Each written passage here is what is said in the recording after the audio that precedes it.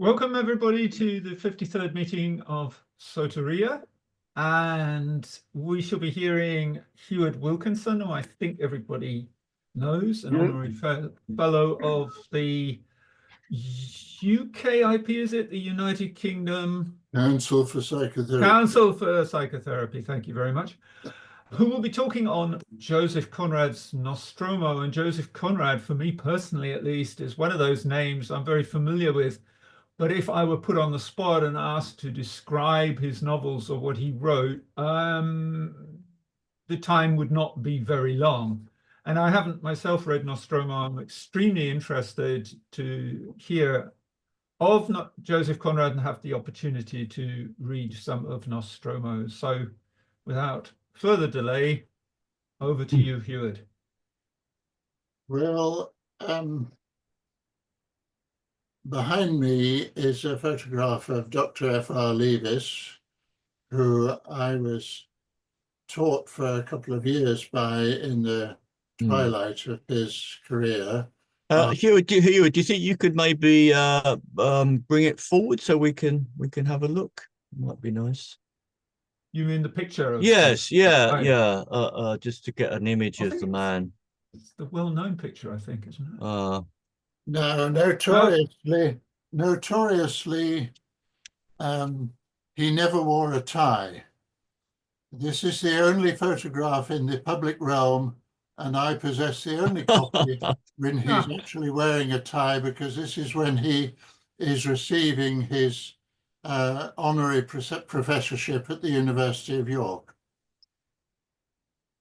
I don't know if I can get it without inflections. Oh, so yeah, I see. Right, okay. I mean, the tie looks nicely tied. I can't see whether it's a single Windsor knot or what exactly he's used to tie it, but yeah, he's obviously made a good job there. If you see any other photographs of him, at least in his middle and later years, there will be no tie. Okay. So.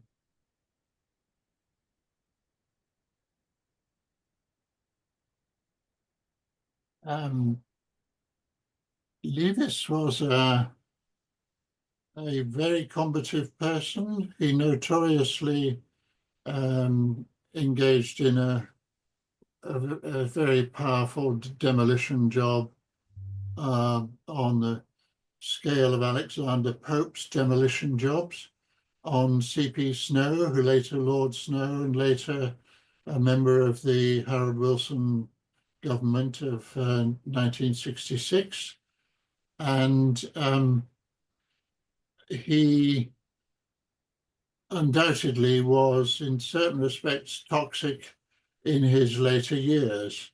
He was extraordinarily gracious to students, and at the same time, he found it difficult not to quarrel with people. And at the same time, he produced a mapping of, in the Great Tradition, the book called The Great Tradition, a mapping of the English novel, which has, as it were, formed the basis of even those who have disagreed with him, such as Raymond Williams. It, as it were, gave a template of a way of thinking about the English novel, which was highly influential even on those who disagreed with it. So up to probably about the middle 70s, he was undoubtedly the dominant figure, apart from T.S. Eliot, in English literature criticism. He is largely forgotten now. It's a very interesting process whereby people go out of fashion, and then sometimes, of course, they're rediscovered later on.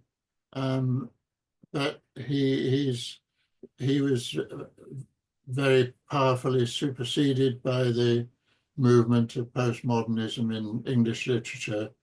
and that is still, I think, the main,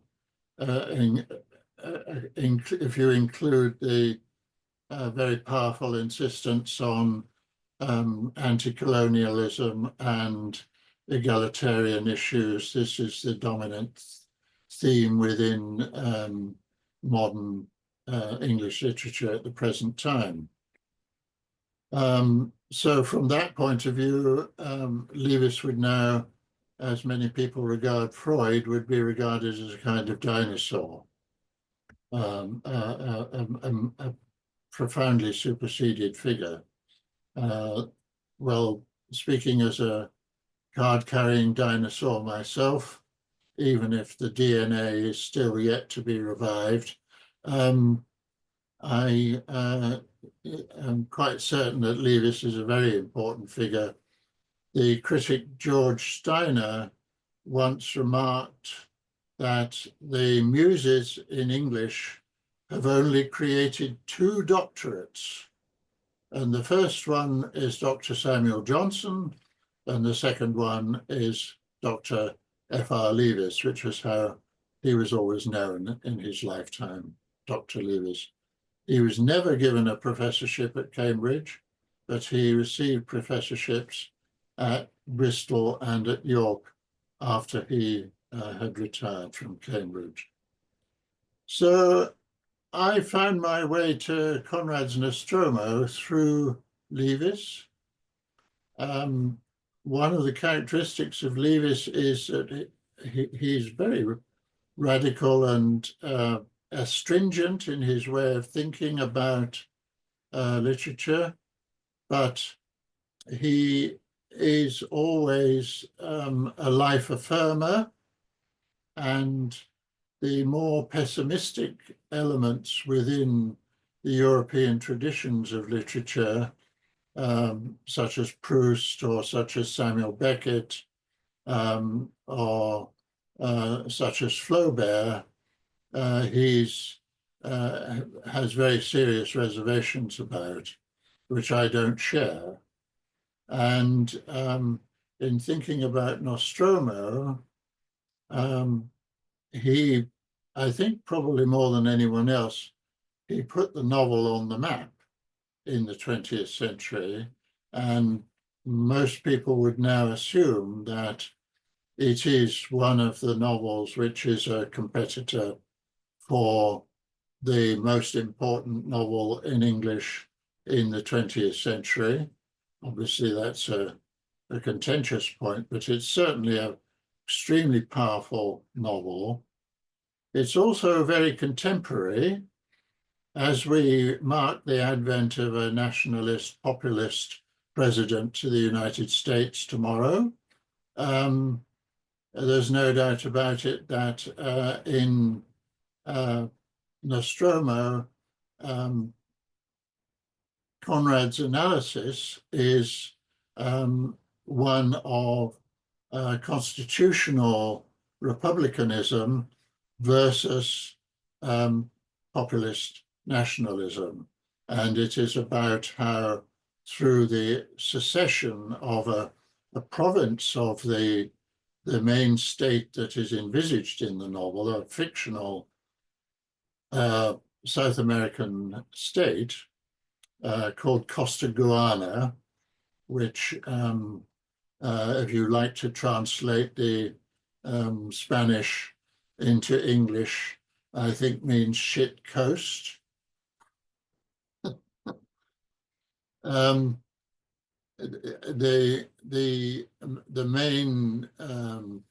second main city and province is a province called Sulaco, and it is about the whole process that leads up to the secession of Sulaco because of the attack on it of a military populist general called General Montero, and the struggles that take place and the extraordinary characters that he postulates. If you get a full copy of it, there is a a little account of how he came to write it, and the main episode, which is the escape by the eponymous hero Nostromo, with probably the second in many ways most important character, Martin Deku, the skeptical Creole, part Frenchman and part South American. They escape in a lighter with the cargo of the latest cargo of silver from the silver mine, which Charles Gould has reactivated and made the most powerful economic force within the province. Oh, obviously, there's a very complicated narrative, which I can't attempt to describe to you now. You'll get a little bit of the flavor of it from the material, and some of the, if you like, the hinges on which the novel rests, and the unexpected turns that it takes, and the darkness of it, which is, it's interesting that Leavis, who was regarded as through and through an English and Little Englander critic, actually two of his three main 19th century novelists are non-United Kingdom people. Conrad was originally a Pole and brought up a Catholic, and I think there's a strong pervasion of a good deal of Catholicism in Nostromo, although ostensibly Conrad was a skeptic about religious belief under the influence of Schopenhauer. The other one, of course, being Henry James. So Henry James, Conrad, and George Eliot, the great 19th century novelists for Leavis. Only George Eliot is a full-grown Midlander English novelist. Of course, there's Mary Ann Evans, because as a woman, she had to write under a pseudonym. And the other two are Jane Austen in the 18th and early 19th century, and D.H. Lawrence in the 20th century. And D.H. Lawrence, as most of you will know, was married to a very powerful German lady in Frida. And so there's a lot of non-English material in all of these things. So I think it probably would be best if we started reading, because you get more of a flavor than I can give you. I just want to say that I think I've probably read Nostromo 5 or 6 times. It never ceases to enthrall me, and I find myself near to tears quite often when I read certain passages, of which the one I would like us to start with is actually the second one I've sent you, the second extract. Stead, please. And it leads on to the somber, very somber first one, but maybe we can come to that second. So this is the one I sent you today, Stead.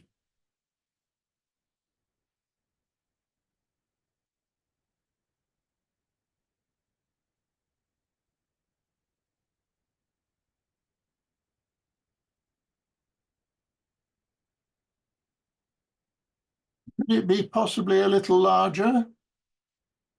I'm not necessarily seeking to be the reader to start it off, but I can be.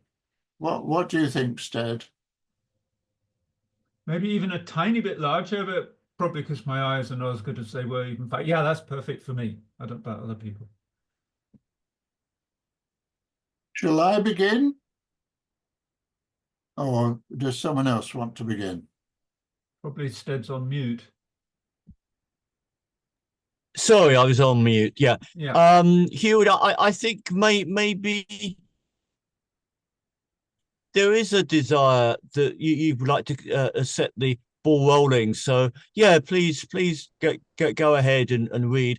And when you finish, maybe as a guest, new attendee, perhaps Mark, if you would be able, perhaps you could follow Heward. But yeah, please go ahead. So will you use your judgment as to stop me whenever you feel it's an appropriate moment?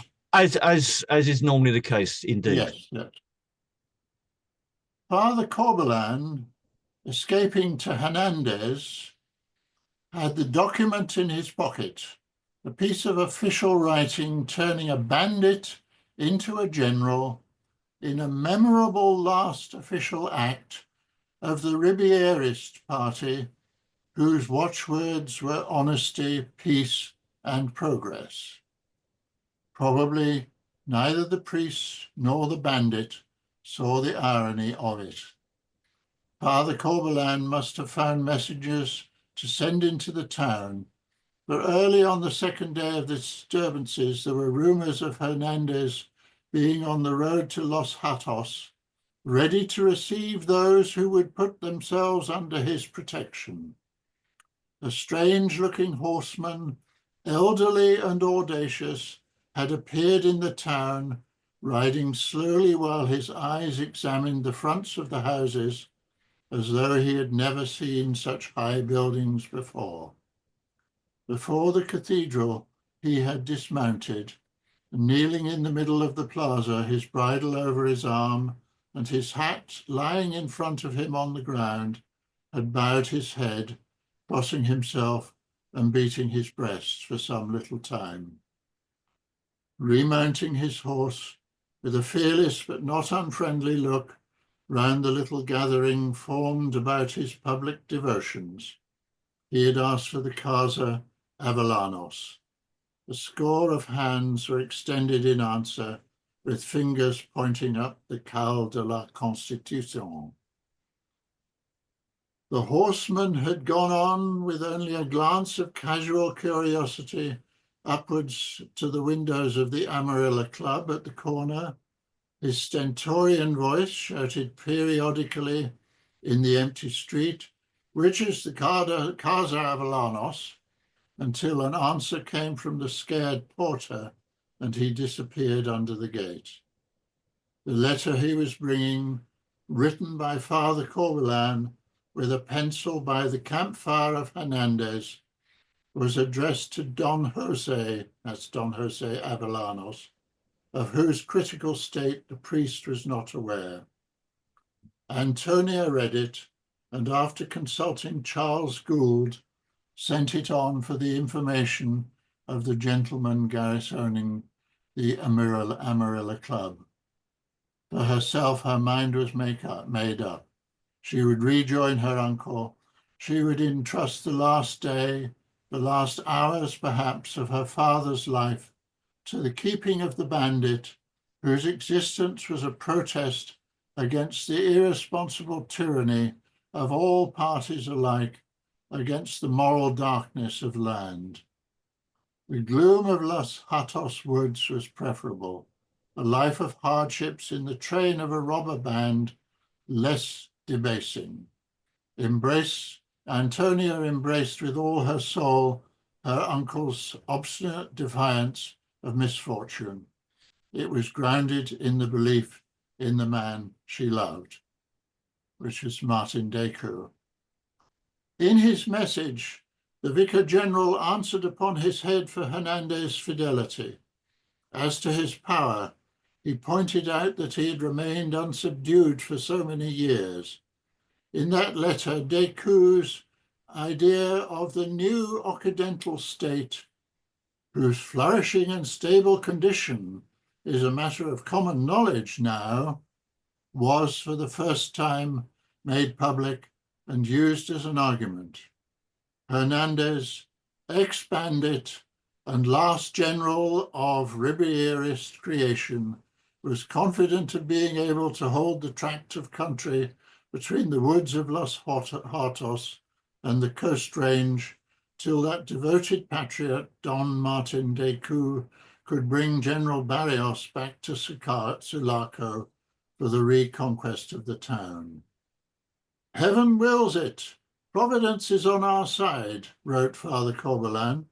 There was no time to reflect upon or controvert his statement, and if the discussion started upon the reading of that letter in the Amarilla Club was violent, it was also short-lived.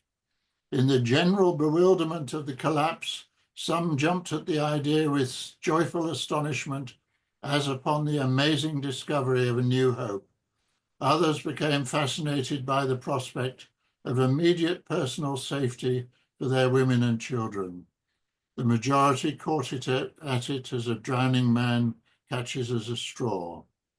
Father Corbelan was unexpectedly offering them a refuge from Pedrito Montero with his Juaneros allied to Senores Fuentes and Gamacho with their armed rabble.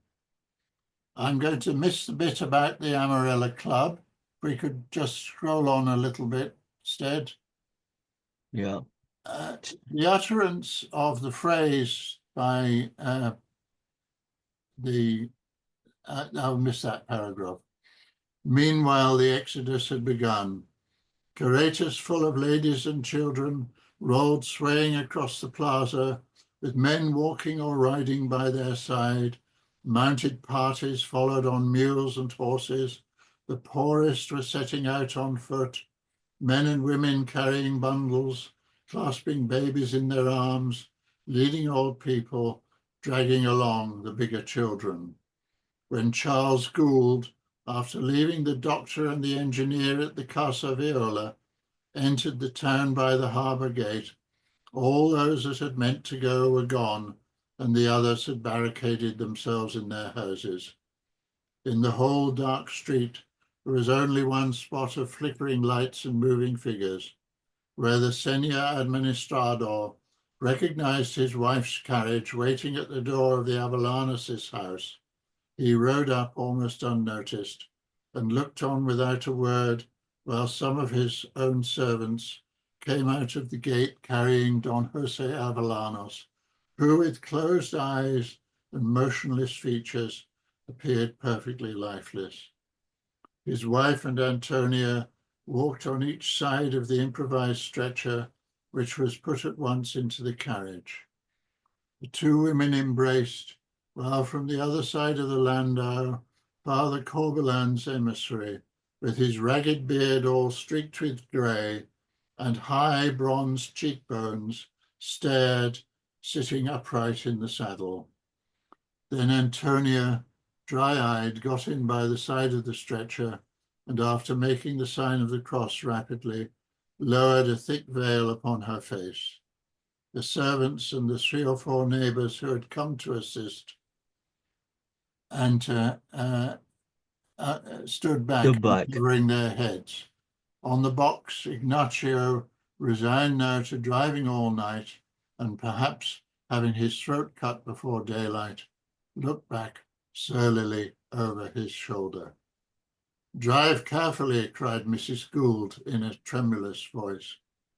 "Si, carefully, si, Nina," he mumbled, chewing his lips, his round leathery cheeks quivering, and the landau rolled slowly out of the light. "I will see them as far as the ford," said Charles Gould to his wife. She stood on the edge of the sidewalk with her hands clasped lightly and nodded to him as he followed after the carriage. And now the windows of the Amarilla Club were dark. The last spark of resistance had died out. Turning his head at the corner, Charles Gould saw his wife crossing over to their own gate in the lighted patch of the street. One of their neighbours, a well-known merchant and landowner of the province, followed at her elbow, talking with great gestures. As she passed in, all the lights went out in the street, which remained dark and empty from end to end. The houses of the vast plaza were lost in the night. High up like a star, there was a small gleam in one of the towers of the cathedral, and the equestrian statue gleamed pale against the black trees of the Almeida like a ghost of royalty haunting the scenes of revolution. The rare prowlers they met ranged themselves against the wall. Beyond the last houses, the carriage rolled noiselessly on the soft cushion of dust, and with a greater obscurity, a feeling of freshness seemed to fall from the foliage of the trees bordering the country road. The emissary from Hernandez's camp pushed his horse close to Charles Gould. "Caballero," he said in an interested voice, "you are he they call the King of Sulaco, the master of the mind. Is it not so?" "Yes, I am the master of the mind," answered Charles Gould. The man cantered for a time in silence, then said, "I have a brother, a Sereno, in your service at the San Tome Valley. You have proved yourself a just man. There has been no wrong done to anyone since you called upon the people to work in the mountains. My brother says that no official of the government, no oppressor of the canto has been seen on your side of the stream. Your own officials do not oppress the people in the gorge. Doubtless they are afraid of your severity. You are a just man and a powerful man," he added. Thanks. Oh, yeah. Thanks, Heward. Maybe Mark, you could continue. Certainly. He spoke in an abrupt, independent tone, but evidently he was communicative with a purpose. He told Charles Gould that he had been a ranchero in one of the lower valleys, far south, a neighbor of Hernandez in the old days, and godfather to his eldest boy, one of those who joined him in his resistance to the recruiting rage, which was the beginning of all their misfortunes. It was he that, when his compadre had been carried off, had buried his wife and children, murdered by the soldiers. "Si, senor," he muttered hoarsely. "I and 2 or 3 others, the lucky ones left at liberty, buried them all in one grave near the ashes of their ranch under the tree that had shaded its roof." It was to him, too, that Hernandez came after he had deserted 3 years afterwards. He had still his uniform on, with the sergeant's stripes on the sleeve and the blood of his colonel upon his hands and breast. 3 troopers followed him, of those who had started in pursuit but had ridden on for liberty. And he told Charles Gould how he and a few friends, seeing those soldiers, lay in ambush behind some rocks ready to pull the trigger on them, when he recognized his compadre and jumped up from cover, shouting his name, because he knew that Hernandez could not have been coming back on an errand of injustice and oppression. Those 3 soldiers, together with the party who lay behind the rocks, had formed the nucleus of the famous band, and he, the narrator, had been the favorite lieutenant of Hernandez for many, many years. He mentioned proudly that the officials had put a price upon his head too, but it did not prevent it getting sprinkled with grey upon his shoulders. And now he had lived long enough to see his compadre made a general. He had a burst of muffled laughter. "And now, from robbers we have become soldiers. But look, caballero, at those who made us soldiers and him a general. Look at these people." Ignacio shouted.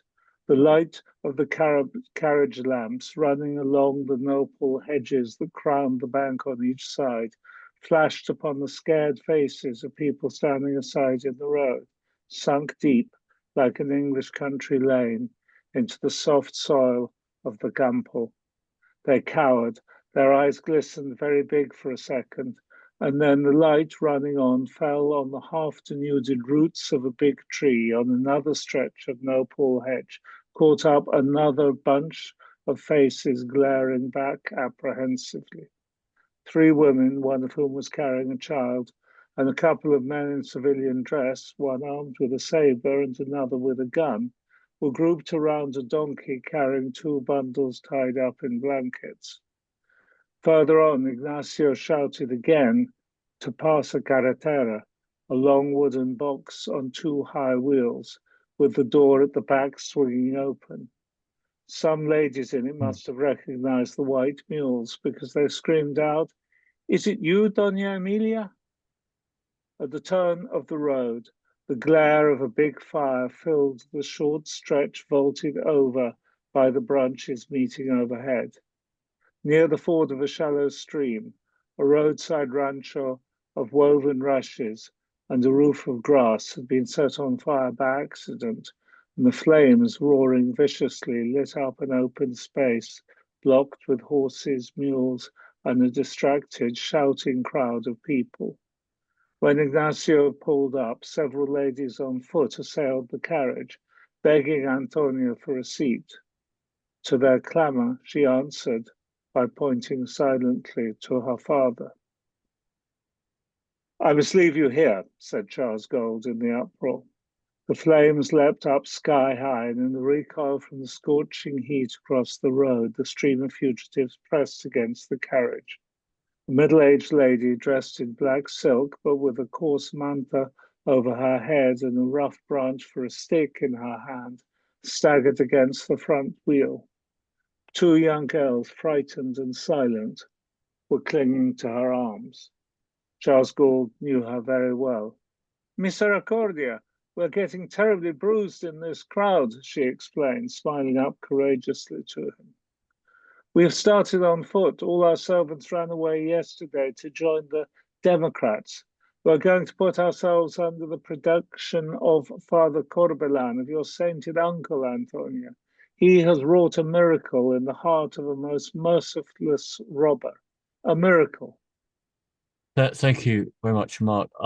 Daniel, would you be able to continue?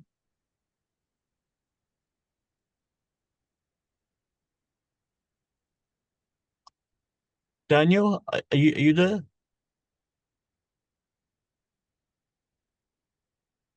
I can't. Okay. Yeah, Can you please. hear Yeah. me? Yes. She raised her voice gradually up to a scream as she was borne along by the pressure of people getting out of the way of some carts coming up out of the ford at a gallop, with loud yells and cracking of whips. Great masses of sparks mingled with black smoke flew over the road. The bamboos of the walls detonated in the fire with the sound of an irregular fusillade. And then the bright blaze sank suddenly, leaving only a red dust crowded with aimless dark shadows drifting in contrary directions. The noise of voices seemed to die away with the flame, and the tumult of heads, arms quarreling, and the imprecations passed on, fleeing into the darkness. "I must leave you now," repeated Charles Gould to Antonia. She turned her head slowly and uncovered her face. The emissary and compadre of Hernandez spurred his horse close up. "Has not the master of the mine any message to send to Hernandez, the master of the campo?" The truth of the comparison struck Charles Gould heavily. In his determined purpose he held the mine, and the indomitable bandit held the campo by the same precarious tenure. They were equals before the lawlessness of the land. It was impossible to disentangle one's activity from its debasing contacts. A close-meshed net of crime and corruption lay upon the whole country. An immense and weary discouragement sealed his lips for a time. "You are a just man," urged the emissary of Hernandez. "Look at those people who made my compadre a general and have turned us all into soldiers. Look at those oligarchs fleeing for life, with only the clothes on their backs. My compadre does not think of that, but not so fast. My comparator does not think of that, but our followers may be wondering greatly. And I would speak for them to you. Listen, Signor. For many months now, the campo has been our own. We need ask no man for anything, but soldiers must have their way to live honestly when the wars are over. It is believed that our soul is so just that a prayer from you would cure the sickness of every beast, like the orison of the upright judge. Let me have some words from your lips that would act like a charm upon the doubts of our partida, where all are men. Do you hear what he says? Charles Gould said in English to Antonia. Forgive us our misery, she exclaimed hurriedly. It is your character that is the inexhaustible treasure which may save us all yet. Your character, Carlos, not your wealth. I entreat you to give this man your word that you will accept any arrangement my uncle may make with their chief. One word. He will want no more. On the side of the roadside hut, there remained nothing but an enormous heap of embers, throwing afar a darkening red glow in which Antonia's face appeared deeply flushed with excitement. Charles Gould, with only a short hesitation, pronounced the required pledge. He was like a man who had ventured on a precipitous path with no room to turn, where the only chance of safety is to press forward. At the moment he understood it as thoroughly as he looked down at Don Jose stretched out, hardly breathing. By the side of the erect Antonia, vanished in a lifelong struggle with the powers of moral darkness, whose stagnant deaths breed monstrous crimes and monstrous illusions. In a few words, the emissary from Hernandez expressed his complete satisfaction. Stoically, Antonia lowered her veil, resisting the veil, resisting the longing to inquire about Decoud's escape. But Ignacio leered morosely over his shoulder. Take a good look at the mules, mi amo, he grumbled. You shall never see them again.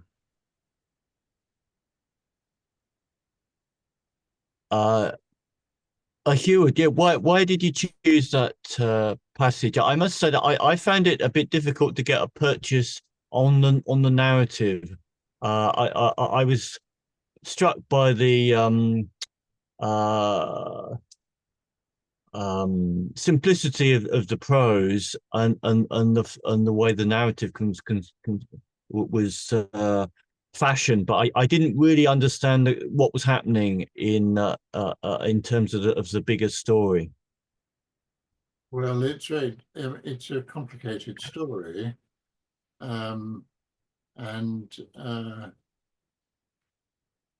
Conrad writes it with flashbacks and a whole variety of different tones and notes. So, for example, the narrator is clearly not Conrad himself, because the narrator says it's now a matter of common knowledge that the success of Decoud's plan, which is for the secession of Sulaco from the main body of Costaguana. And so the ramifications and the windings and turnings of the narrative are very complex, and summarizing apart from saying, as it were, it is overall the story of an attempt at a constitutional, though oligarchical, revolution, which then is defeated by a nationalist populist movement led by a renegade general, and then the Pedrito and General Montero are defeated in their turn by the events that happen in Sulaco in order to enable a fight back against them. And one of those elements is the bandit Hernandez, who had wished to be an honorable soldier, is treated very badly, humiliated, and his life threatened by the officers that he served under. And so he went into rebellion and went into exile on the upper reaches of the Campo above the city of Sulaco and the plain of Sulaco. And so at this point, one of the influential figures in the novels is Father Corbelan, who is later a cardinal, made a cardinal by the Vatican at the culmination of the novel. But he's a very influential, very formidable figure who gets on very well with the skeptical atheist Martin Descoux, and they manage to tease each other in a very interesting way in one part of the novel. But he's got fingers in every pie, and he's in contact with everybody, including Hernandez and his band, and therefore he can influence Hernandez to come and protect the town. But the achievement of it has to be done by getting Charles Gould, the master of the mine, to ally himself with Hernandez. And Charles Gould's stance has been to remain detached from the passions that dominate the land, dominate Sulaco in particular. So the key moment of that passage is where the emissary of Hernandez rides up next to Charles Gould, both of them on their horses, and says, "Has the master of the mine no message to send to the master of the Campo?" And at that point, it crystallizes Charles Gould's somewhat inchoate thinking, because of the parallel between their two predicaments and their involvement in the land.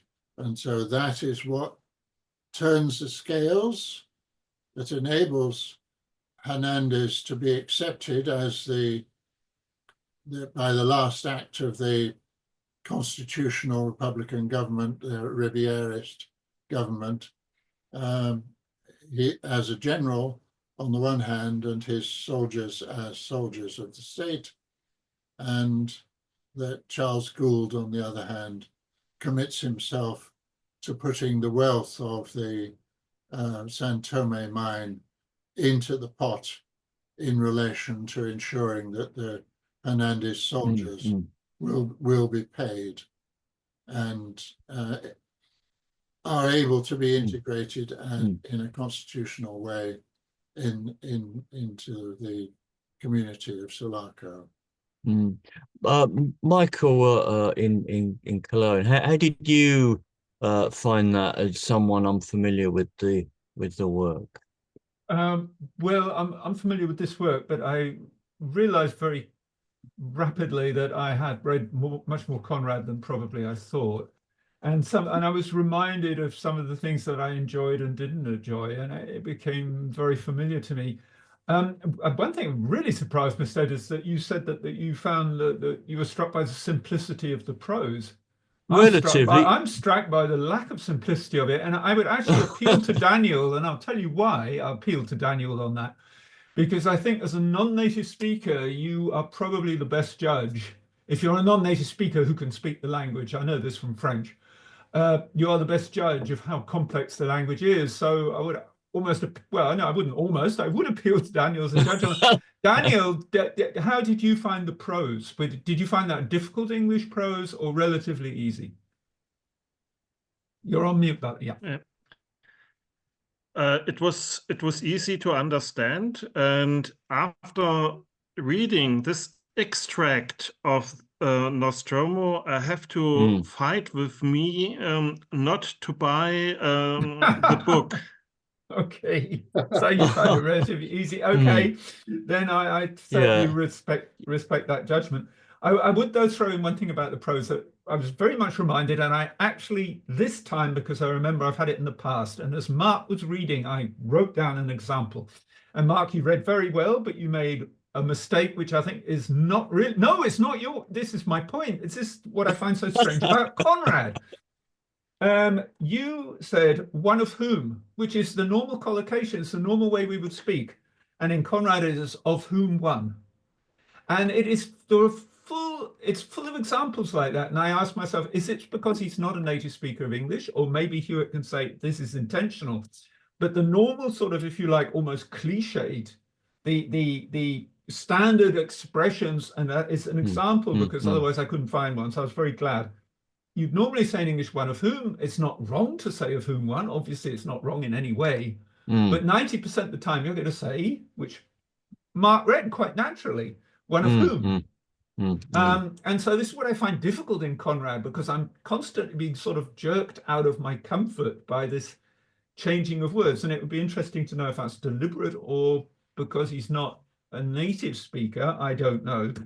But I found that the complexity was fascinating. It does draw you in. You do want to read more. He has that ability. And yeah, I was reminded, of course, that I've read Heart of Darkness, which is another interesting point because Heward says that Dr. Leavis certainly placed Conrad, I think, very highly, and yet Conrad is familiar to many people these days because of the anti-colonial narrative of Heart of Darkness, which was also made into a film, I think. Yeah. And it's Lord Jim as well, Conrad, isn't it? Yes. Yeah, which is also about the cowardice of a man and abandoning the natives and so on. So anyway, those are just a few points that occurred to me. I believe he did have I seem to remember hearing that he had he had quite a strong Polish accent, and what you're saying about the idiom, I seem to remember things that would suggest that yeah, that was due to how he'd understood English, and it wasn't something that was mannered. It was due to his natural way of expressing himself in the language. Is Heward, do you disagree with that? Well, he's a much more sophisticated writer than he presents himself as. And whilst I think that he is writing to an extent English as a foreign language, and therefore there would be elements of idioms which would sound odd to a native English speaker, my guess is that occasionally he would have done it deliberately because he would have got a turn of phrase that he actually rather liked. And of course, in Nostromo, he's very definitely trying to suggest, in some sense, a very profound sense of history of Spanish rule and the evolution of the state, and therefore certain deliberate archaisms, like trying to think of an English writer, I think Dickens sometimes is deliberately archaic in his writing. Walter Scott. I think there's a touch of that going on as well. And I mean, you will have noticed that both the relevant people at the key point where the horseman of Hernandez comes into the plaza which apparently is twice the size of Trafalgar Square, and they cross themselves.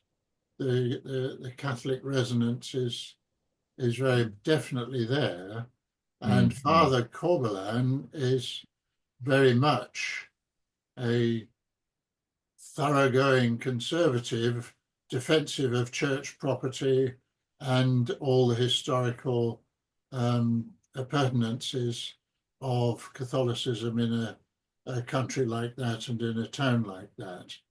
So I wouldn't be at all surprised if some of it is deliberate, but I guess we will never know.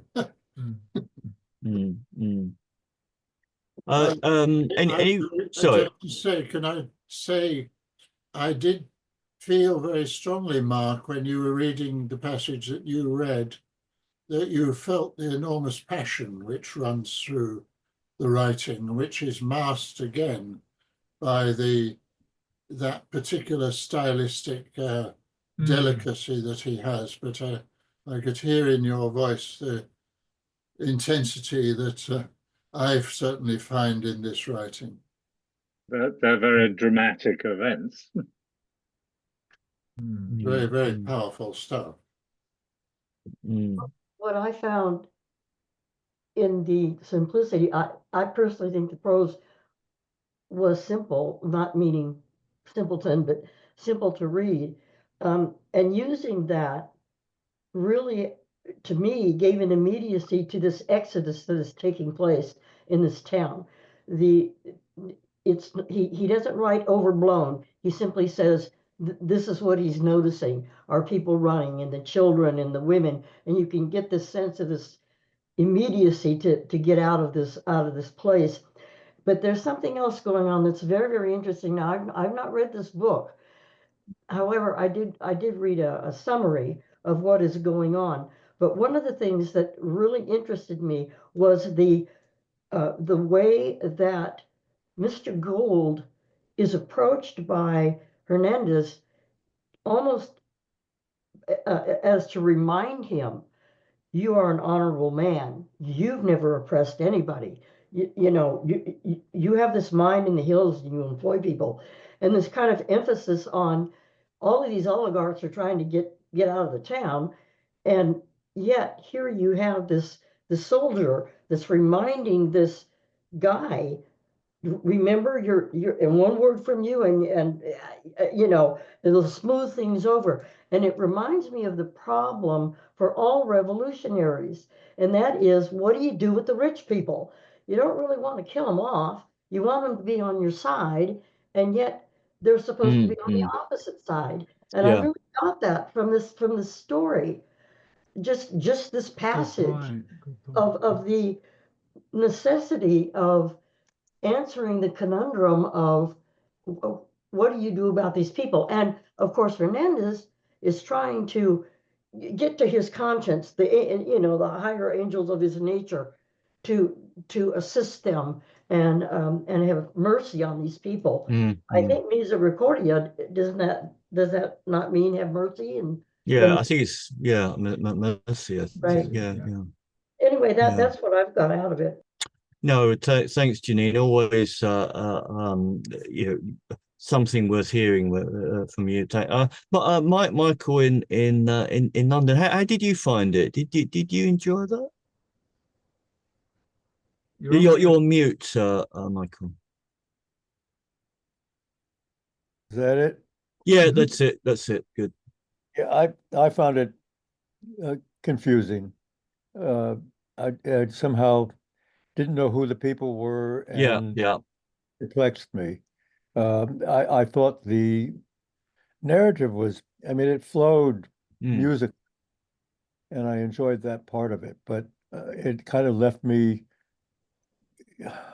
uncertain what was really going on and what was going to happen and that sort of thing. So I'm not familiar with the book, so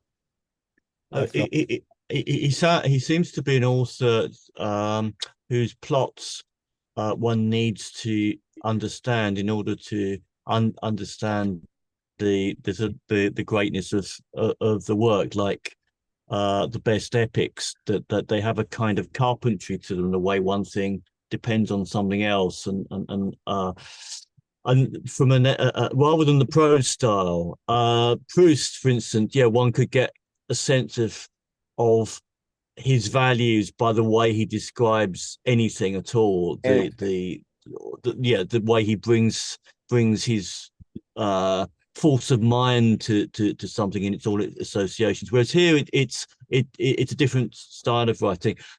Michael, I just dipped into my companion to literature, and it said that he didn't learn English until he was 20, and his second language was French after Polish.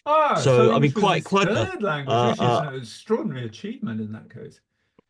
Yeah, so I mean, a great achievement to be well known, to achieve renown as an English writer. Are you cold, Mick? I could see you were sort of like rubbing your hands. Are you all right there?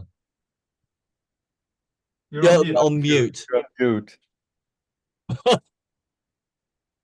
Yeah, no, I'm freezing. I've got a cold. So even though the heating's Oh dear, blasting out, sorry. Yeah. still shivering, and well, if you've got a cold and you've got no heating, you should put a thick jacket on. You should do some star jumps or something. Heating, but it's I don't know. I'm just feeling really, really cold. So grab a blanket or something to sort of wrap around you. Yeah. The hot water bottle on the head, that would be a good sight. Maybe. I mean, Mark,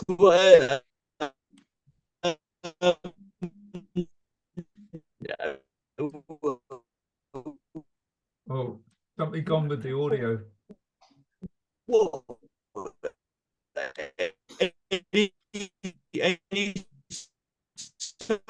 So you're on mute. Oh no, he's muted again. Yeah, Mark, can you hear me? I can't. Well, I couldn't whilst you were asking that question, but now you come back again. Oh, okay. Yeah. What? Any thoughts? I mean, do you know the work? Yeah, I mean, I read I'm afraid I didn't actually finish it, but I happened to have read the first part of it last summer. So really? I did know who all the people were, and I could reimagine the scenes at that point. I mean, I agree the language is slightly strange, and I think I myself found that a bit of an obstacle when I was reading it. But it is very dramatic, and I think I've been wondering about the view of Costaguana and the view that he has of the various actors in the story, which is not always very charitable. And I haven't read Heart of Darkness, so I can't really put this together with the anti-colonial view that everybody reads in Heart of Darkness, which as I say, I haven't read it. Because in some ways, this book seems to be quite pro-colonial. I mean, the only person who could ever get anything together is Gould, and the Costaguanans are almost without exception pretty hopeless. But perhaps I'd have changed my view if I'd actually got to the end of the book. It certainly doesn't sound the most complimentary way of naming these people, does it really? So yeah, it would perhaps suggest that he has a low view of them. I don't know. Heward, before we read the second extract, would you like to give us some background that might assist us in making sense of it? Well, I mean, the background is. Oh no, Heward. Sorry, did I say Mark? Sorry, that's my mind. I'm getting. Well, you said you, and I hadn't. Sorry. Yeah, I was looking. I maybe was looking at Heward. I think. Oh, anyway, let's Heward. Yeah, perhaps you do that. The architect of the mechanism through which the Montero brothers are defeated, the person who comes up with the idea is the cosmopolitan Creole Martin Descoux, who is in love with Antonia Avellanos, and she is in love with him. And the only thing that keeps him from, he spent a great deal of his time in Paris. The only thing that keeps him from leaving Sulaco is Antonio, and his motto is, because he cannot secede from Antonio, Sulaco must secede from Costa Guana, because this is the only way in which he can successfully stay together with Antonio. But he's a social being, and through a whole series of peculiar events, he ends up with Nostromo taking the silver of the mine out of the harbour and into the Golfo Placido in a lighter, which is then unexpectedly and accidentally sunk, or nearly sunk. It's assumed to have been sunk, but it wasn't sunk. And Nostromo and Descoux get it to one of the biggest island of the 3 islands in the harbour, the Isabels, and they get the lighter and the silver to the Greater Isabel, and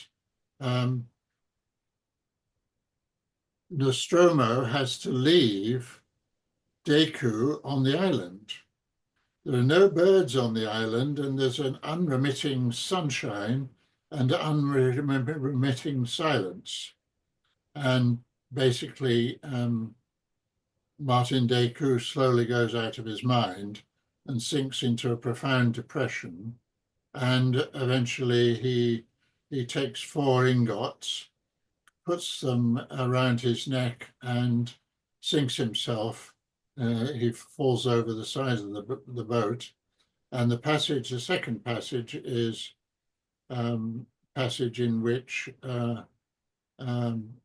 returning from fetching General Barrios from Quetta down the coastline, who has a whole a regiment with new rifles, which is the defeat of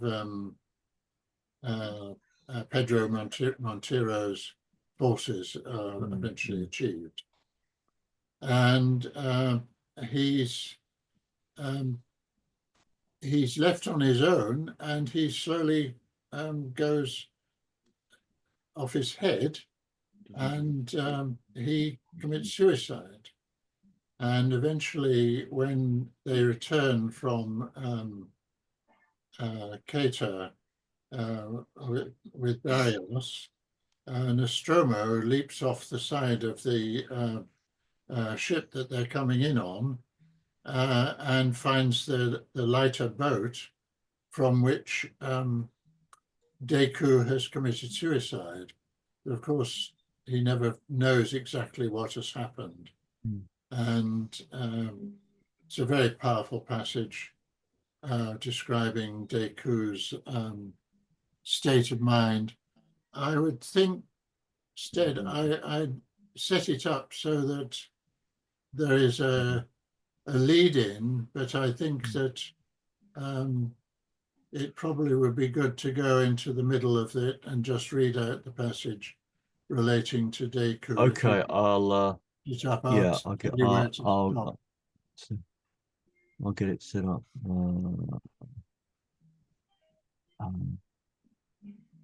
Yeah, hang on a minute. Just while I'm trying to get that, Yeah, has an opera been made of it? It seems very operatic.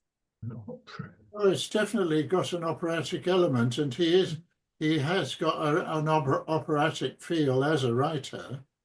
Yeah. There's no doubt about that. But of course, there are very deep and powerful currents going on, and his historical sense is very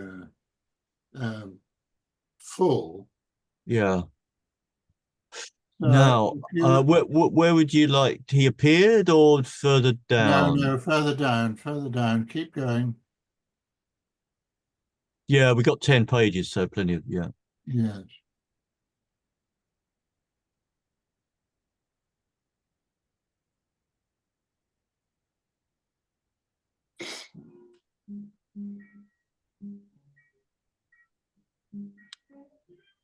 His stroke was long, vigorous, and steady. Yeah, this would be good.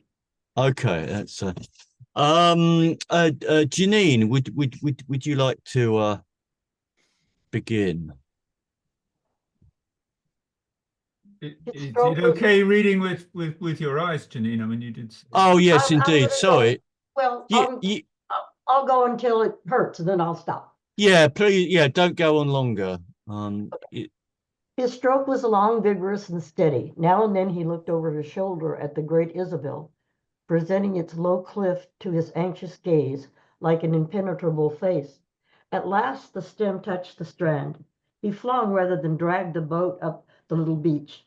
At once, turning his back upon the sunset, he plunged with long strides into the ravine, making the water of the stream spurt and fly upwards at every step, as if spurning its shallow, clear, murmuring spirit with his feet. He wanted to save every moment of daylight.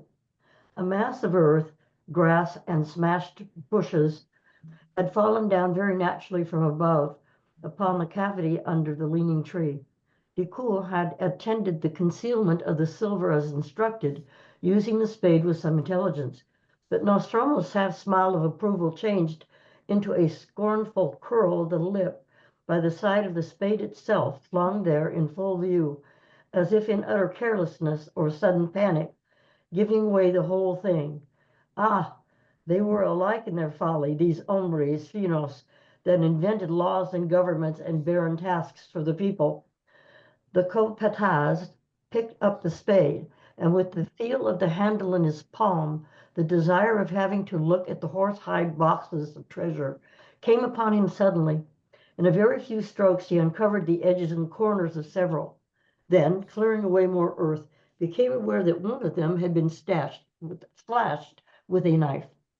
He exclaimed at that discovery in a stifled voice and dropped on his knees with a look of irrational apprehension over one shoulder, then over the other. The stiff hide had closed, and he hesitated before he pushed his hands through the long slit and felt the ingots inside. There they were, 1, 2, 3, yes, 4 gone, taken away, 4 ingots. But who? Decoud? Nobody else. And why? For what purpose? For what cursed fancy? Let him explain. 4 ingots carried off in a boat, and blood. In the face of the open gulf, the sun, clear, unclouded, unaltered, plunged into the waters in a grave of untroubled mystery, of self-immolation, consummated far from all mortal eyes, with an infinite majesty of silence and peace. 4 ingots short, and blood. The capataz got up slowly. He might simply have cut his hand, he muttered, but then he sat down on the soft earth, unresisting, as if he had been chained to the treasure, his drawn up legs clasped in his hands, and with an air of hopeless submission, like a slave set on guard.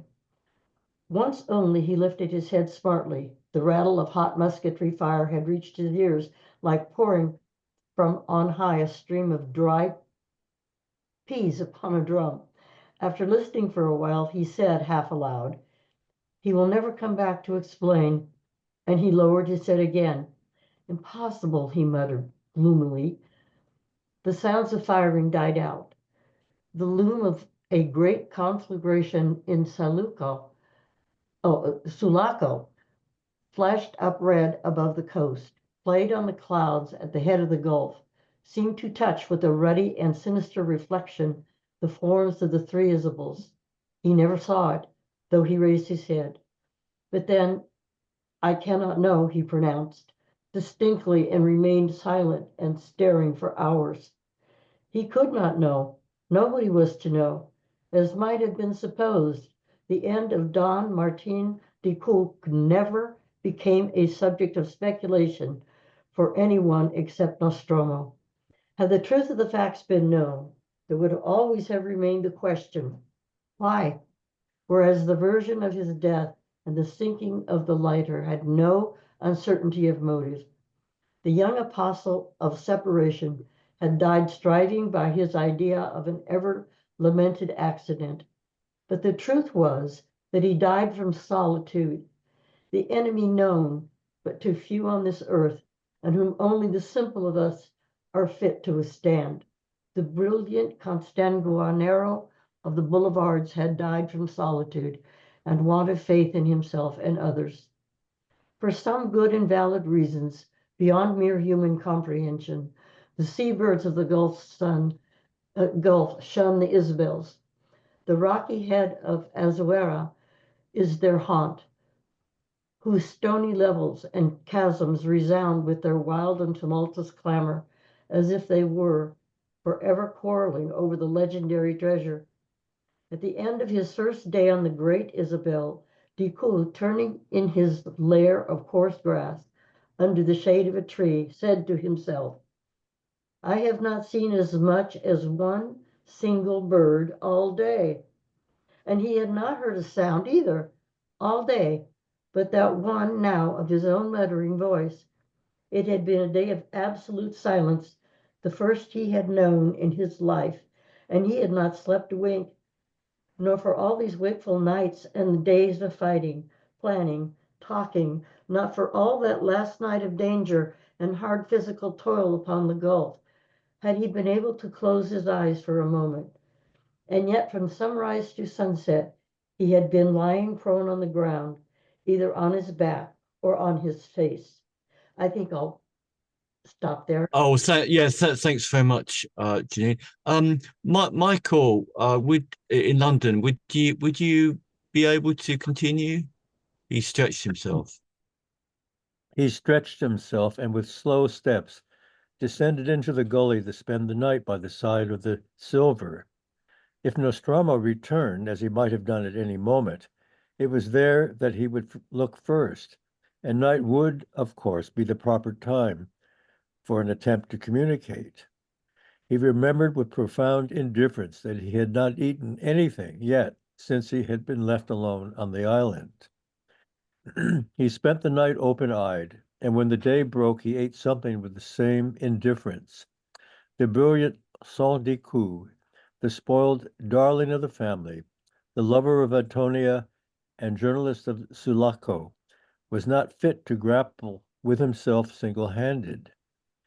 Solitude, from mere outward condition of existence, becomes very swiftly a state of soul in which the affectations of irony and skepticism have no place. It takes possession of the mind and drives forth the thought into exile of utter unbelief. After 3 days of waiting for the sight of some human face, Decoud caught himself entertaining a doubt of his own individuality.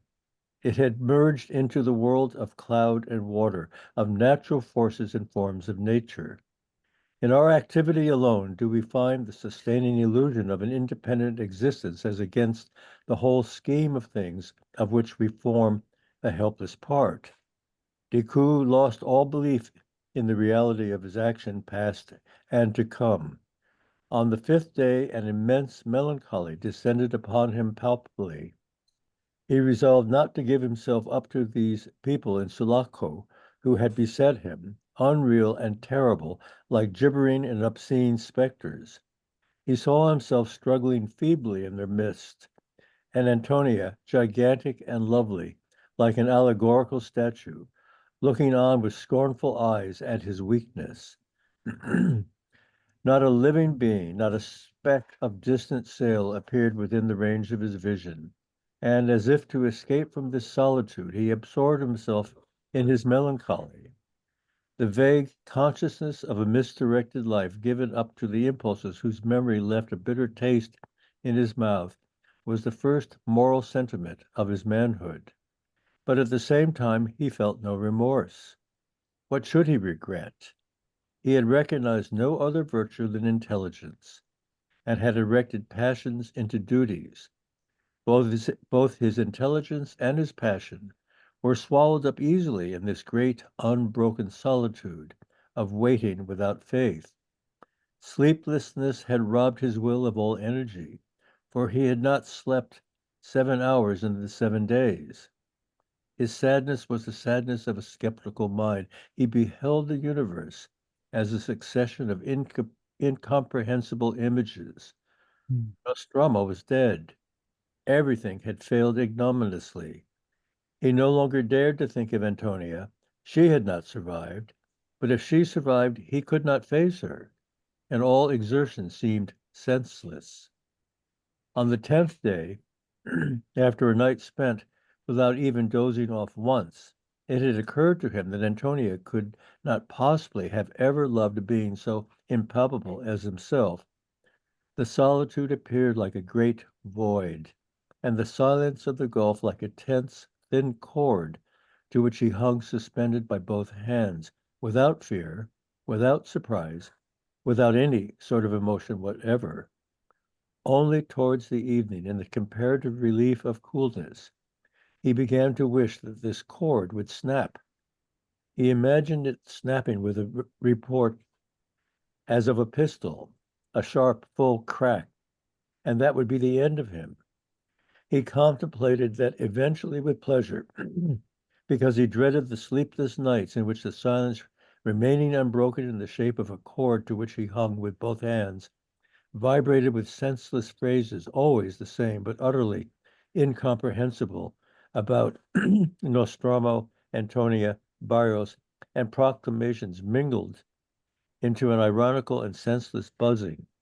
In the daytime, he could look at the silence like a still cord stretched to breaking point, with his life, his vain life, suspended to it like a weight. I wonder whether I would hear it snap before I fell, he asked himself. Oh, so thanks very much, Michael. Mick, if you're there, could you continue, please?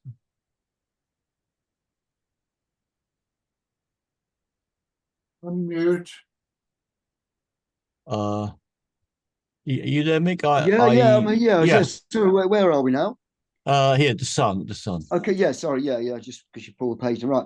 The sun was 2 hours above the horizon when he got up, gaunt, dirty, white-faced, and looked at it with his red-rimmed eyes. His limbs obeyed him slowly, as if full of lead, yet without tremor. And the effect of that physical condition gave to his movement an unhesitating, deliberate dignity. He acted as if accomplishing some sort of rite. He descended into the guilty, for the fascination of all that silver with its potential power survived alone outside of himself. He picked up the belt with the revolver that was lying there and buckled it round his waist. The cord of silence could never snap on the island. It must let him fall and sink into the sea, he thought, and sink. He was looking at the loose earth covering the treasure in the sea. His aspect was that of a somnambulist. He lowered himself down on his knees slowly and went on grubbing with his fingers with industrious patience till he uncovered one of the boxes. Without a pause, as if doing some work done many times before, he slit it open and took 4 ingots, which he put in his pockets. He covered up the exposed box again and step by step came out of the gully. The bushes closed after him with a swish. It was on the 3rd day of his solitude that he had dragged the dinghy near the water with an idea of rowing away somewhere, but he had desisted partly at the whisper of lingering hope that Nostromo would return, partly from conviction of utter uselessness of all effort. Now she wanted only a slight shove to be set afloat. He had eaten a little every day after the first, and had some muscular strength left yet. Taking up the oars slowly, he pulled away from the cliff of the Great Isabel that stood behind him, warm with sunshine, as if with the heat of life, but bathed in a rich light from head to foot, as if in a radiance of hope and joy. He pulled straight towards the setting sun. When the gulf had grown dark, he ceased rowing and flung the sculls in. The hollow clatter they made in falling was the loudest noise he'd ever heard in his life. It was a revelation. It seemed to recall him from far away. Actually, the thought, perhaps I may sleep tonight, passed through his mind, but he did not believe it. He believed in nothing, and he remained sitting on the thwart. The dawn from behind the mountains put a gleam into his unwinking eyes. After a clear daybreak, the sun appeared splendidly above the peaks of the range. The great gulf burst into a glitter all around the boat, and in this glory of merciless solitude, the silence appeared again before him, stretched taut like a dark, thin string. His eyes looked at it a while without haste. He shifted his seat from the thwart to the gunwale. They looked at it fixedly while his hand, feeling about his waist, unbuttoned the flap of the leather case, drew the revolver, cocked it, brought it forward, pointing at his breast, pulled the trigger, and with convulsive force sent the still smoking weapon hurtling through the air. His eyes looked at it while he fell forward and hung with his breast on the gunwale and the fingers of his right hand hooked under the thwart. They looked. Oh, thanks, Mick. Perhaps Michael in Cologne, you take up the flow. Certainly, I obviously have the weakest eyes here. Is it possible to make it a little larger? Yeah, sure. Is it a bit larger? That's fine. Still? That's fine. Oh, Yeah. okay. It is done, he stammered out in a sudden flow of blood. His last thought was, I wonder how that Capataz died. The stiffness of the fingers relaxed, and the lover of Antonia Avellanos rolled overboard without having heard the chord of silence snap in the solitude of the placid gulf, whose glittering surface remained untroubled by the fall of his body. A victim of the disillusioned weariness which is the retribution meted out to intellectual audacity, the brilliant Don Martin Decaux, weighted by the bars of San Tome Silva, disappeared without a trace, swallowed up in the immense indifference of things. His sleepless, crouching finger was gone from the side of the San Tome Silva, and for a time the spirits of good and evil that hover near every concealed treasure of the earth might have thought that this one had been forgotten by all mankind.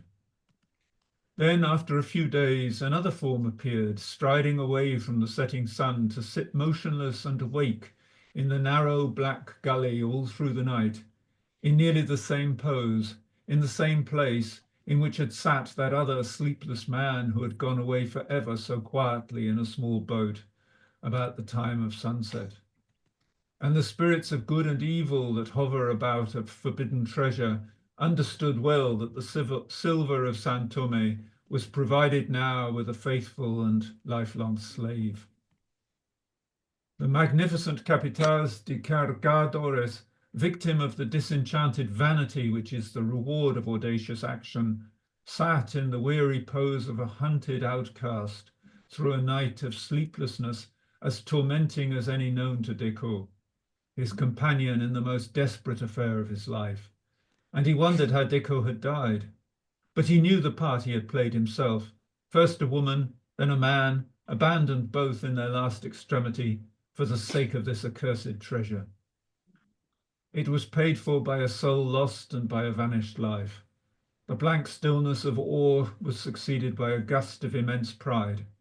There was no one in the world but Gian Battista Fidanza, Capataz de Cargadores, the incorruptible and faithful Nostromo, to pay such a price.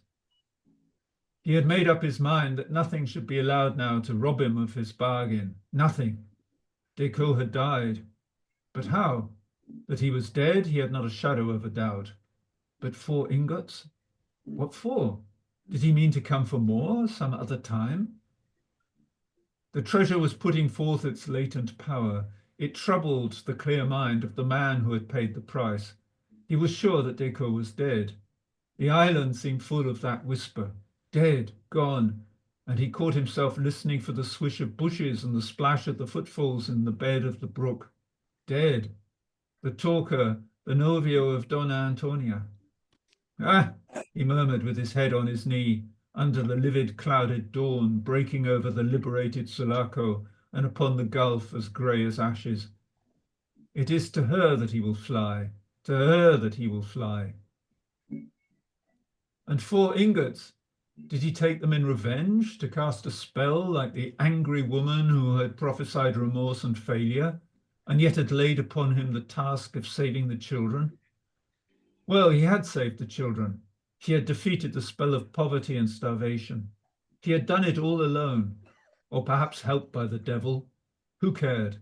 He had done it, betrayed as he was, and saved by the same stroke the San Tome mine, which appeared to him hateful and immense, lording it by its vast wealth over the valor, the toil, the fidelity of the poor, over war and peace, over the labors of the town, the sea, and the campo. The sun lit up the sky behind the peaks of the Cordillera. The Capataz looked down for a time upon the fall of loose earth, stones, and smashed bushes, concealing the hiding place of the silver. I must grow rich very slowly, he meditated aloud. Thank you very much, Michael. Heward, how near was that conclusion to the conclusion of the whole book? Well, the defeat of the revolutionary forces is accomplished during the account of it is given by Fussy Joe Mitchell, who is the superintendent of the custom house of Sulaco, which manages all the shipping that goes to and fro down to further down to South America, where there's a superintendent called Smith at the other end, 1,500 miles between them. And he remarks, Smith knows nothing of this continent, but actually Fussy Joe doesn't know what's going on around him. He's a gossip, and therefore people don't confide in him. Dr. Monaghan and Nostromo can't tell him what's going on, and so on and so forth. But there's the narrative that leads up to this passage, which we've just read out, is shaped by his reminiscences when he's showing some dignitary around Sulaco, which is now a flourishing and very wealthy separatist republic. And so after that, in a way, the revolution is dealt with.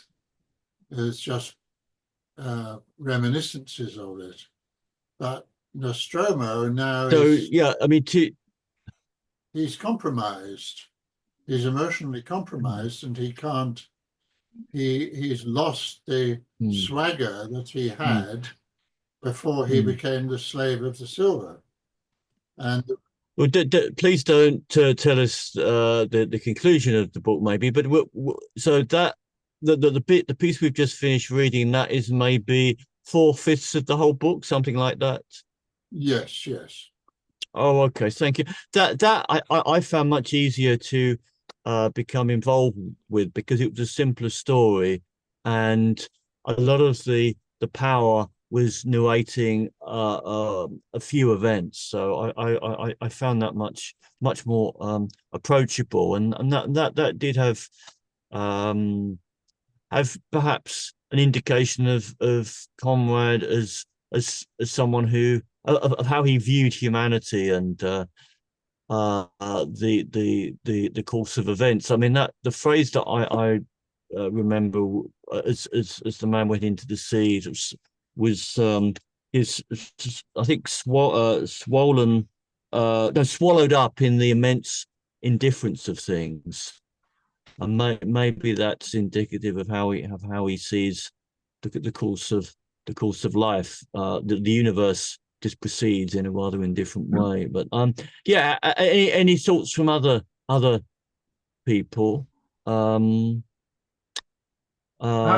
would like to ask a question. If anybody has anybody read L'Homme à Cheval by Drew La Rochelle? No. No, because it's interesting to compare them. This idealization of, well, I don't know if it's idealization, but this symbolic representation of a fictional South American country, and in Drew La Rochelle there's the fictional dictator and the fictional artist who both dedicate their lives to politics and to their art, and yet are somehow doomed. But the universe goes on and laughs at them in a way, and yet their vanity is in some sense justified because that's what human beings do. And it'd be interesting to compare them. It did strike me, but this representation of a fictional character, a fictional character is a fictional country in South America, and a revolution and so on.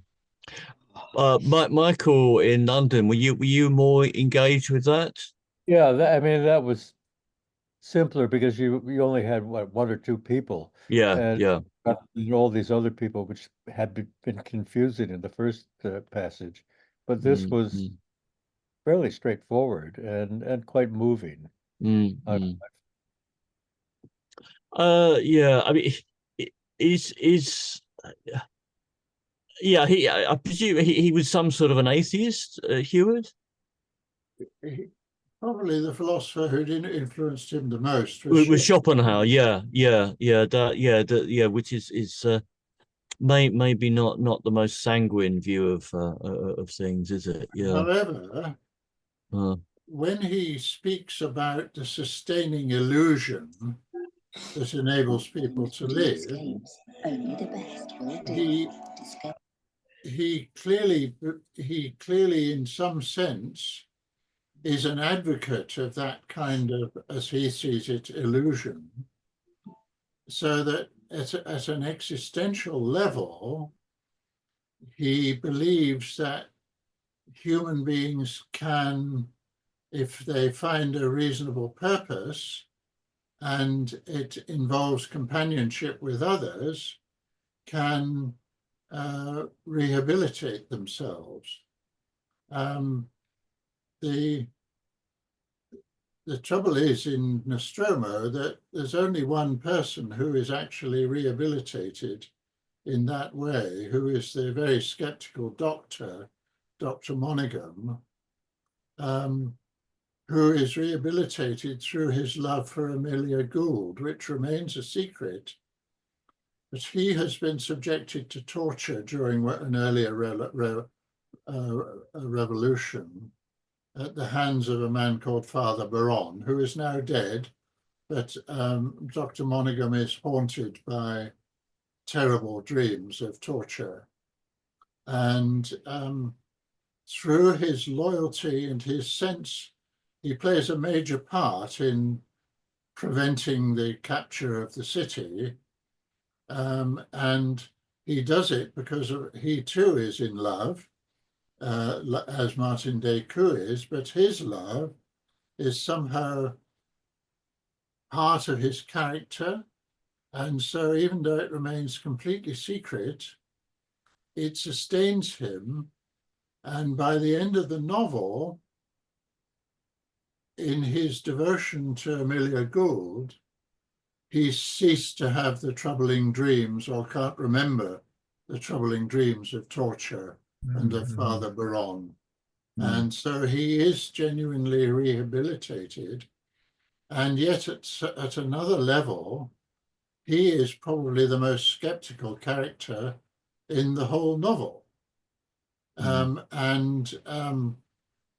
So, as it were, if he can be rehabilitated, there's an implication from Conrad of there actually is some purpose in existence if we can find a sustaining purpose to enable us to give value to our lives. So is that possibility of rehabilitation, as it were, for you as a therapist, something that you in particular are moved by in the book, which makes it important for you? Very, very much so, yes. But also I'm noticing how few of the people in the novel are actually able to find a sustaining purpose. Charles Gould is swallowed up by the mine. His wife, Amelia, is alone and profoundly emotionally neglected. Deku commits suicide. Father Corbelan is full of the power of the church and ends up as a cardinal, so he's successful, but that's in terms of his total belief system. And Nostromo, I won't spoil the ending, but Nostromo. Good, thank you. What about Antonia? Antonia remains loyal to the memory of Martin Deku, so in a sense, she is rehabilitated, and she, by the end of the novel, is participating in the activities of an ever-increasing degree of socialism, which is taking over the seceded state of Sulaco. It's a very subtle novel. It's well worth the effort of reading it through, probably more than once, because it falls into place the second time you read it. And I truly believe it is a masterpiece. Would it be fair to say, Heywood, that what Conrad is trying to do is have parallel stories of great events and yet tell it on a personal level? Because it seems like, countries and revolutions, and young people and everybody, it's such an emotional, violent upheaval time, and yet he concentrates on the love affairs and the personal backgrounds and interactions of the people involved. And it almost seems like there's two stories going on at the same time, which, by the way, Lawrence Aradia does very well on film, and that is give you the overarching earth-shaking things that are going on, and then there's the personal side, the actual people's feelings and interactions. I would go further in the direction you're going in, because one of the things that becomes clear is that the meaning of these events is different for everyone who participated in them. And that element of profound mutual misunderstanding that is a very all-pervasive element of the novel. It's not total, but it stretches very far, and in that sense, he is undoubtedly a disciple of Schopenhauer. In that he thinks that the passions which imbue us and which drive us into relation with each other are actually not passions which connect us with each other, but ultimately which divide us. I'll just read a short sentence from this companion's entry on Conrad. Yet Nostromo is more than a political novel. The ultimate testing in Conrad comes in solitude, and at the heart of the novel we find Nostromo and Deku alone in the darkness of the placid Gulf.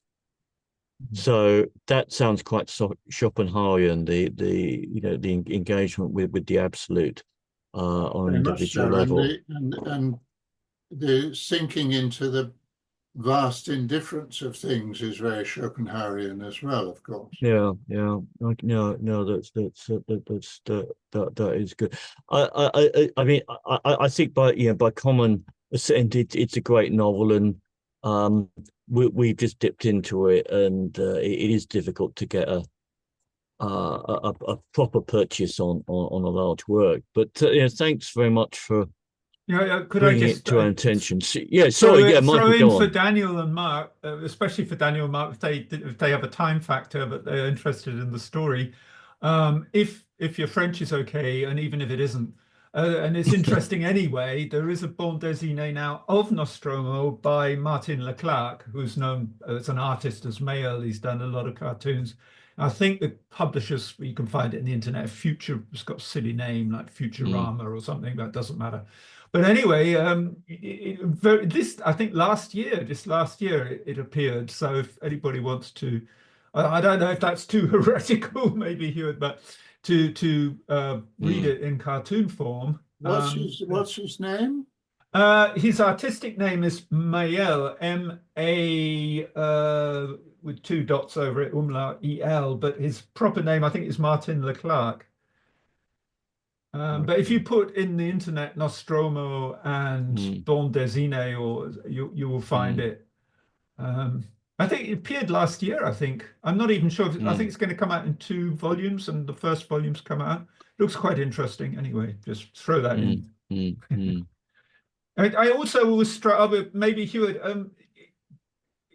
Does the word existentialism make any sense in connection with this novel? Because I thought at the end, definitely, but don't forget that Schopenhauer was also admired by Kierkegaard, who is arguably the first existentialist to leave Pascal out of it.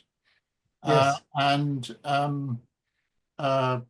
Schopenhauer was an amazingly important philosopher who influenced everybody. If you were alive from 1900 to 1910 and you were thinking of a continental philosopher, the first name that would come to your mind would be Schopenhauer. Obviously, he was enormously important for Richard Wagner. He was enormously important for Friedrich Nietzsche. He was enormously important for Ludwig Wittgenstein. He is enormously important for D.H. Lawrence. He's enormously important for Joseph Conrad. He's enormously important for Marcel Proust, etc., etc., etc. And so it's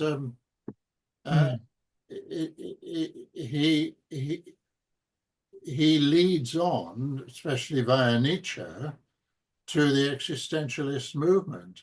And the portrayal of individuals in the novel is in terms of how they make sense of their life in a very kind of Sartrean kind of way.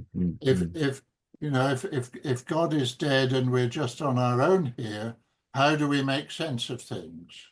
Yeah, interesting you say Sartrean way, because I think of Chemin de la Liberté, where of course I can't remember the character's name at the end, finds freedom in action. And incidentally, I have to throw in Drew La Rochelle as well in Gilles, in almost an identical scene at the end of the novel, and Hemingway's For Whom the Bell Tolls. And it's all that existentialism. They all have this very fascinating to compare them. Practically, the last paragraph is so similar. I ask myself sometimes, who plagiarized from whom there? It's something like, finally, in my action, I found my freedom, and he pulled the trigger or something like that. And they're all firing a gun at the end of the novel and finding a sense in their own lives and their commitments. So yeah, that's fascinating stuff. I think that's a good point, maybe, to bring it to an end, Michael. Well, not to send people out into the street. Well, I mean, not. No, but okay. Sorry, just being facetious. Yeah. No, that's good. Yeah, I hope that has inspired a few of us to certainly inspired me. I'm going to have to not do what Daniel does, although I'm sure he's right, and add that to my list and try to read it. And, but I don't think it's so expensive. Obviously, bad luck with the German edition. I think it's quite cheap in English, and it shouldn't be a problem. Yes, very, very, very cheap. Probably eBay even cheaper, or AB Books. You can get absolutely. Books. I would think you would get a cheap German translation, Daniel. Yeah, Daniel, really, I think so. I don't think it should be a money issue. Yeah. So good. You were very great too. I mean, yes, I'd really like to read it now myself. Yeah. Thanks for saying a few words and saying how important it was to you, and speaking about Leavis, which was a very good way of introducing the book, I think. Now, Mark, one of the reasons Mark is here is because Michael and myself are going to speak to Mark about someone that he's doing some research about. So we will keep on the call, and I'll stop recording now. Is that okay, Michael? Yeah, absolutely fine. Yeah. We may hook Mark into giving a talk as well, so another aspect. Yeah, yes, indeed. So you weren't expecting that, were you? And anyone watching on YouTube, thanks very much. Yes, indeed. And I hope you'll be listening next time. I hope everybody enjoyed it. Yes.